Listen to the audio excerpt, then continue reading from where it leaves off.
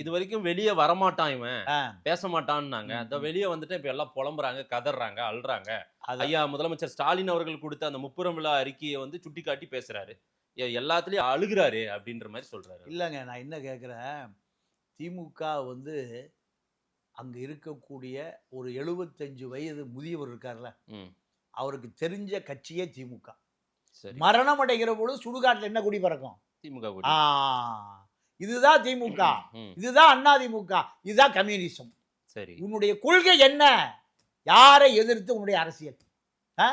திமுகவை எதிர்த்து உன் அரசியல்னா, திமுகவை நீங்க விக்கிரவாண்டி கூட்டத்தில் பொன்முடிய சி.வி. சண்முகம் 2 பேரும் திமுக அண்ணா திமுகவுடைய இரும்பு தூண் இல்லையா? ஆமா.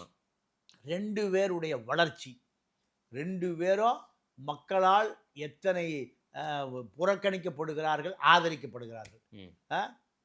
விழுப்புரத்திலேயே நின்று தோத்து போயிட்டாரு சி.வி. சண்முகம்.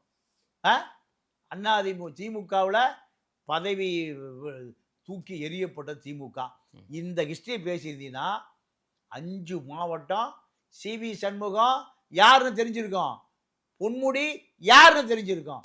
அதை பேசாம துண்டிச்சீட்டு எழுதி வச்சு, அதே மதுரை, இதே துண்டிச்சீட்டு விக்கிரவாண்டி இடைத்தேர்தலில் நீ நின்று உன்னுடைய வாக்கு சதவீதத்தை நிரூபிச்சிருக்கணும். அங்கே போகவே இல்லை. திமுகவை எதிர்த்து அண்ணா திமுக பின்வாங்கிருச்சு, நீயும் பின்வாங்கி விட்டாயினா உன்னுடைய இதுதான்.